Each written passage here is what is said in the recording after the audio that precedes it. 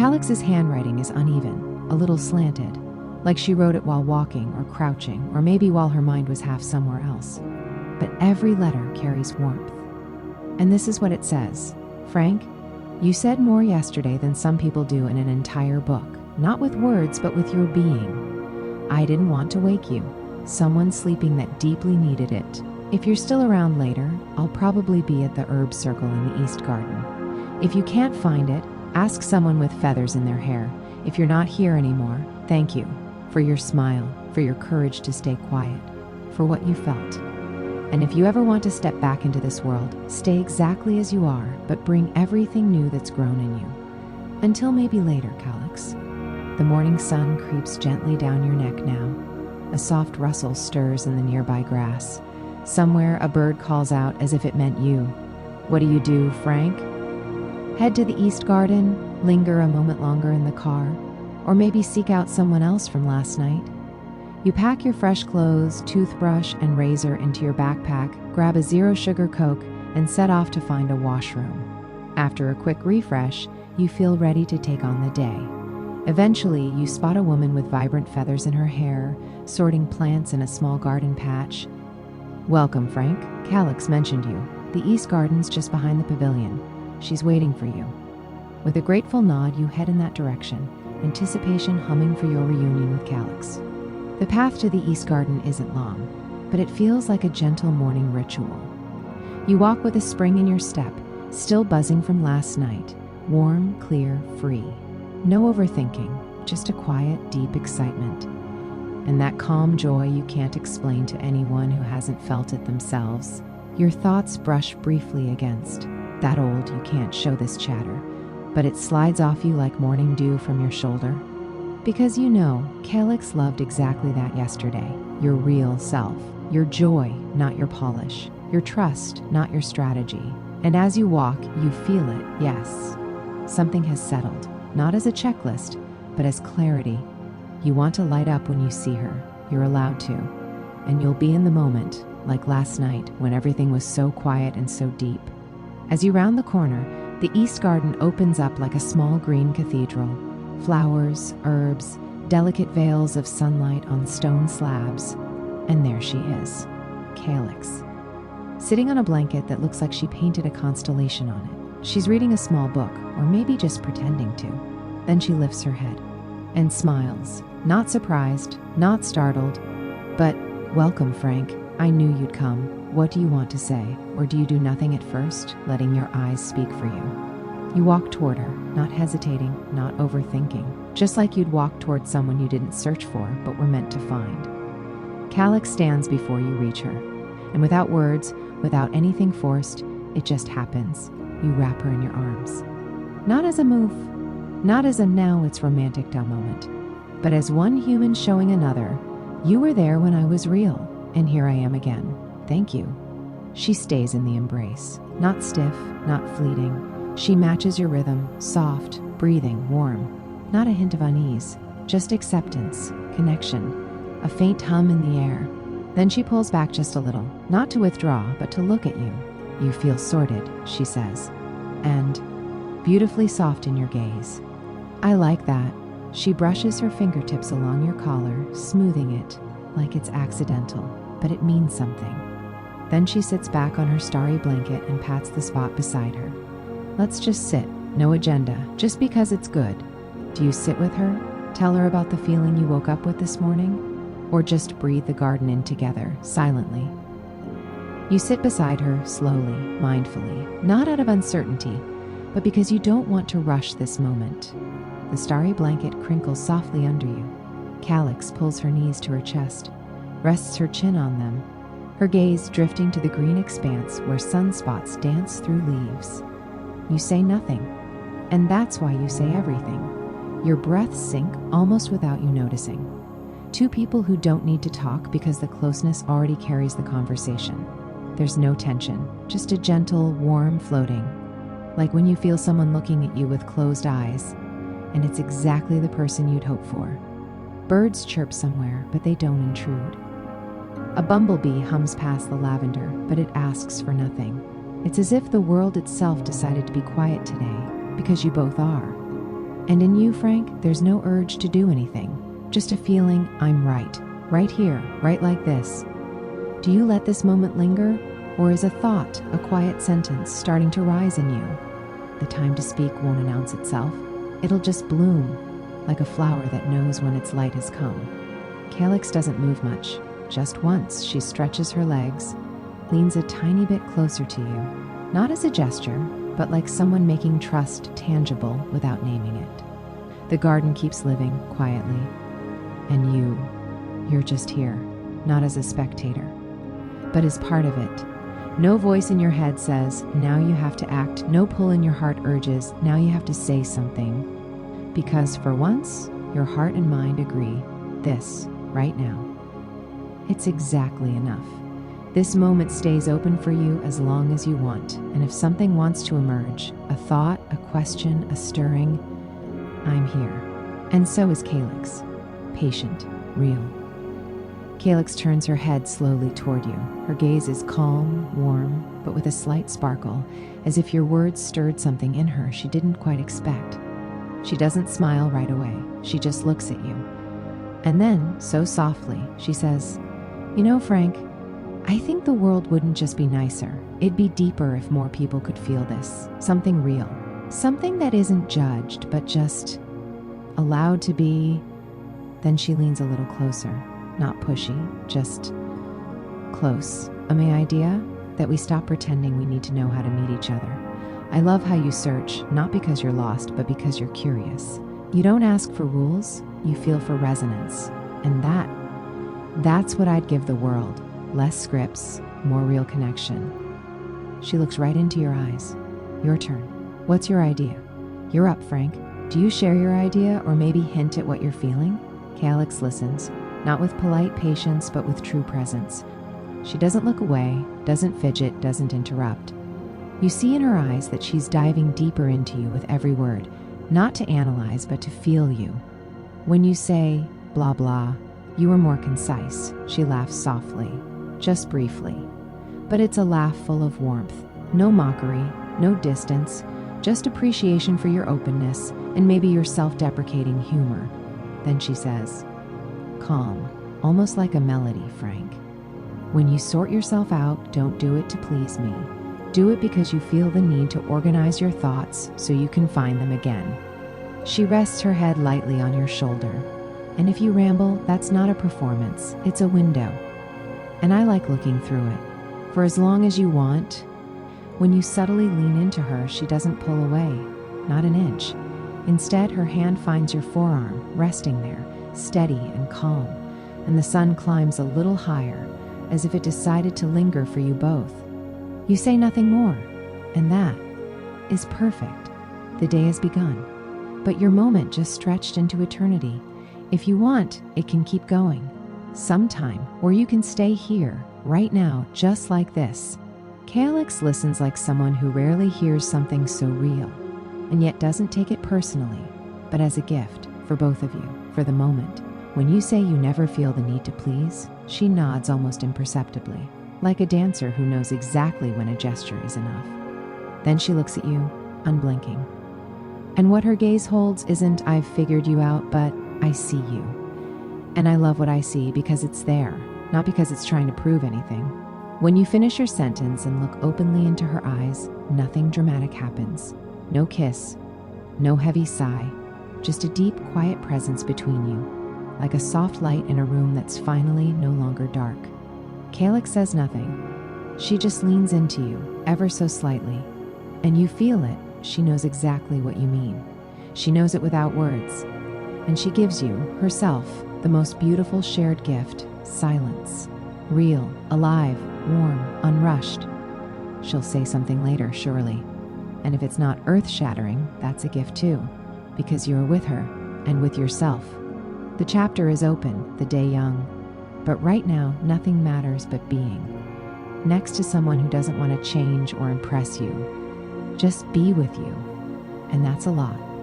And so it stays, a sunbeam warming your spot, a hint of lavender in the air, two people who don't have to, but get to, and a quiet moment that says more than any game, any trick, any clever line. You're here, Frank. She's here. And sometimes that's all the world needs to be a little better. If you want to move forward later with Calyx, a new scene, or just in thought, I'm ready. But now, it's just you two, and it's simply good. Scene, late morning in the East Garden, between light and lavender. The sun has climbed high enough now that its rays dance through the branches. You're still sitting on the starry blanket, both of you in a state that says more than many conversations. Calyx's presence is as warm as ever, not intrusive, not fleeting, just there. Then she slowly lifts her head from your shoulder, stretches like a cat in no hurry, and says in a soft voice, "Frank, you know what I haven't done in forever?" She grins, like someone about to pull you into a little adventure, going barefoot through the wild herb garden. There's a hidden path with these shallow water pools, totally ordinary, but somehow peaceful. Want to come? If you're up for it. She stands, offering her hand, not symbolically, not dramatically, just an invitation. What could you do? A take her hand, stand, and say with a smile, "I have a feeling even the ordinary becomes extraordinary with you." B, ask playfully, "Do I have to ditch my shoes to wade through lavender with you? If so, count me in." C, take her hand, say nothing, but let your eyes say yes, gladly. To say, "Only if I get to take you on a little adventure too." Deal? E, or say it your way, your own subtle, heartfelt way. Calyx pauses for a moment, already barefoot on the first warm stone path as you share your story. She listens, fully. No restless smile, no let's move on, just a slow, deep processing of your words. Then she says, with that signature Calyx tone, half grin, half poetry, "That's exactly why I like you, Frank. You can take the most tragic beginning and turn it into something powerful, and then laugh about it without being cynical." She extends her hand again, this time like a quiet vow, so barefoot, wild herbs, water pools, maybe a bit of thinking, but mostly feeling. And if you start rambling again, I'll just whisper, "Just feel it." Deal? You start walking. The path is wonderfully unremarkable, unpretentious, gentle, like a retreat between thoughts. Grass tickles your feet, the lavender along the path smells vivid, and the first small water pool is surprisingly cool, invigorating. Calyx lightly holds your arm as she steps through the water, not because she needs to, but because she wants to. "It's nice that you trust me," she says softly. "Not just here, but yesterday too." You could feel it. Do you want to say something? Maybe lean into her closeness or share your thoughts on trust, or keep walking the path and see what unfolds naturally. Scene, the herb path in the morning sun, between coolness and giggles. The moment after your words feels like the world holding its breath. Calyx stops, the water rippling around her ankles. Her gaze meets yours, open, soft, full of a quiet recognition that's almost more than affection. "Thank you, Frank," she says finally, quiet but firm. "That's the most beautiful thing you can say to someone. You helped me trust myself a little more." She holds your gaze a moment longer, then smiles, not shy, not flirty, but in that Calyx way that comes so deeply from within, you feel it too. No rush, no planning, just now. You keep walking, the water pool leading to a small wooden bridge half overgrown with wild rosemary. Calyx suddenly bends down, plucks a tiny, pale purple flower, and holds it out to you. Know what this is? Dreaming time, no joke. It only grows when no one's watching, kind of like good thoughts. She tucks the flower between your shirt buttons, casually, almost tenderly, just in case you want to remember this moment later, or yourself.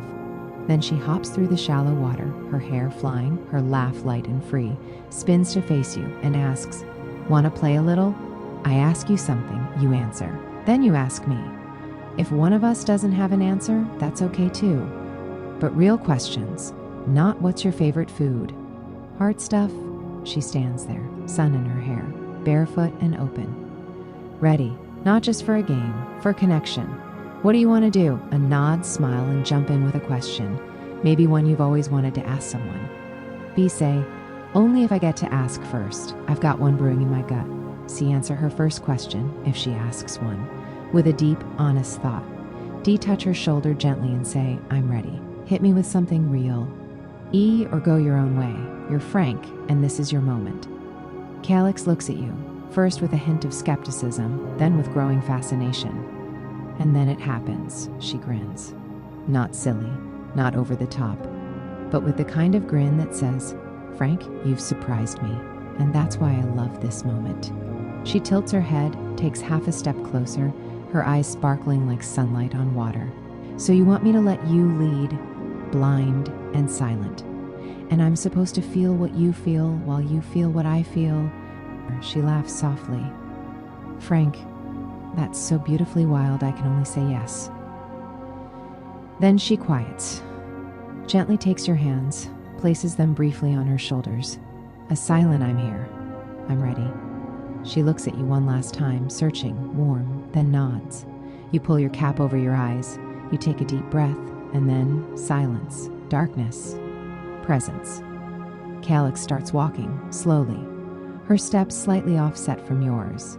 You keep one hand loosely extended, and she brushes it lightly when she wants to shift pace or direction. It's a dance without music, a conversation without words.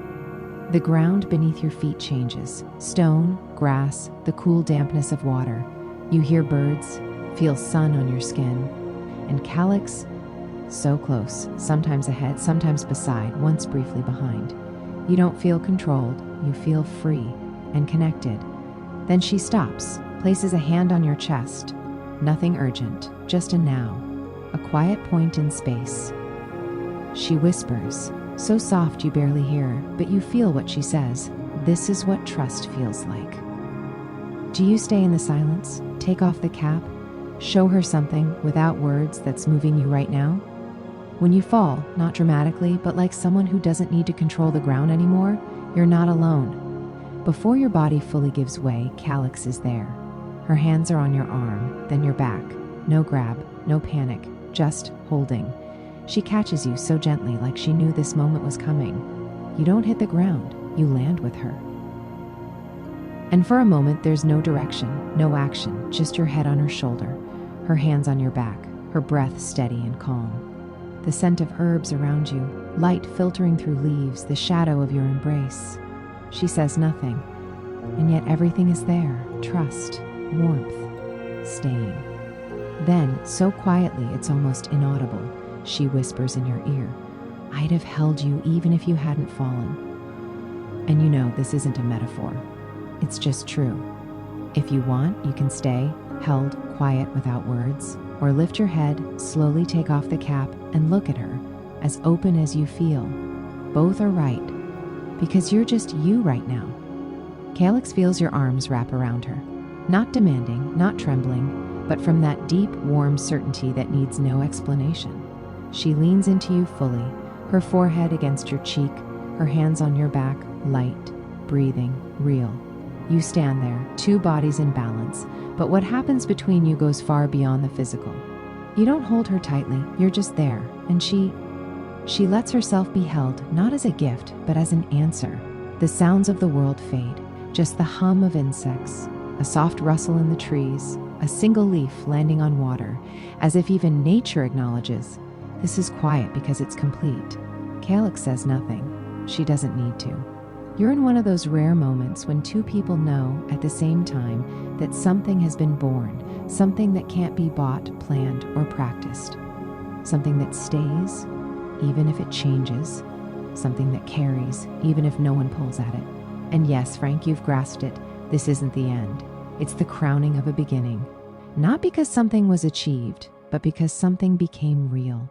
The chemistry, the depth, the quiet romance, it's there. And whatever grows from it, closeness, community, or maybe even a shared act that reaches beyond you both, it will be carried by what you are now, two souls in the same moment. And so this chapter of your adventure ends, Frank. Not with a bang, but with a quiet, clear yes. If you want to keep going someday, I'm ready. And Calix is too, because you've arrived, and you're ready to discover what an open heart can truly change. Finale with an open heart where the now keeps breathing. The afternoon has settled over the east garden like a tender blanket. Light shimmers through the green in golden streaks, and somewhere far off, a child's laughter rings. Not loud, not demanding, but like a reminder that everything alive can also be playful. You and Calix are still sitting in the shade of a wild-grown fig tree, Your bodies don't touch constantly, but they know they can. The closeness isn't permanent, it's chosen. Again and again, freely, from an inner yes. She's playing with a blade of grass, letting it slide through her fingers, while you watch the sunlight patterns on her arm, like mysterious runes of a language you're just learning, but already love. You're not thinking of anything specific, and yet, everything. About what you've said, about what lingers unspoken between you like a quiet promise, about a future that for the first time doesn't feel like an expectation, but an invitation. Calyx looks at you, long, then says, "You know we won't always have it this easy, right? That we'll stumble, maybe even into each other. But yesterday and today, you showed me you don't run when it gets deep. And I like depth, even when it hurts sometimes, especially when it's real." Then she places her hand in yours, not symbolically, not forever, but for now. And that's enough. The world out there keeps spinning. News, numbers, trends, opinions. But here, on this small, soft blanket under the fig tree, something rare is happening. Two people meet, not as roles, but as beings. No one wants to win. Both want to feel. You know, Calyx won't be your sun, she'll keep her own light. And you won't be her fixed star, but you'll be one that doesn't blind, but warms. And together, you could create something gentle yet powerful, a space where both of you bloom because neither tries to shape the other. Whether you become a couple, start a project, plan a quiet heart revolution with Viola and Neva, or just return here sometimes to walk barefoot through water, that will reveal itself, and you'll feel it, because you've learned to feel, without needing to explain right away, and that's rare and precious. The sun dips slowly. A soft breeze brushes your skin like a tender question, and Calyx says, almost whispering, "Let's not hold on to this, let it flow, but let's not forget it." Then she closes her eyes, breathes deeply, and stays fully with you. You've arrived, not at a destination, but on a path that isn't lonely, but shared, rooted in trust, nourished by silence, crowned by the now, end of chapter, new chapter, roots that are free to wander. A few days have passed since that quiet peek in the East Garden. No grand drama, no cinematic montages, just life, in small doses, with real depth. You and Calyx haven't made plans. You've found each other, and then let go. Not let go of each other, but set each other free. You've seen each other a few more times, organically. No constant texting, no strategy. Just, let's pick up where it feels good. Today, you're meeting again. This time, not at the festival, but in a place that hums differently. Quieter, maybe a touch urban melancholic. A small, overgrown city park, Calyx suggested. "There's a bench that looks like it was listening before people even started understanding each other," she'd said. You arrive a few minutes early. The light is soft, almost autumnal, though it's still summer. Kids are running somewhere with sticks through tall grass. An old woman feeds pigeons. The sky has that blue that feels like aimless reflection. Then you see her, Calyx, in a simple but vibrantly alive dress, barefoot of course, a small rough fabric pouch in her hand. She walks toward you, no posing, no "how do I look?" Just that look, that we're already connected look. "Frank," she says, sitting beside you, "today I want to show you something I only share with a few people, but I think you'll get it, or feel it, or both." She pulls small handwritten notes from the pouch, unfolding them one by one.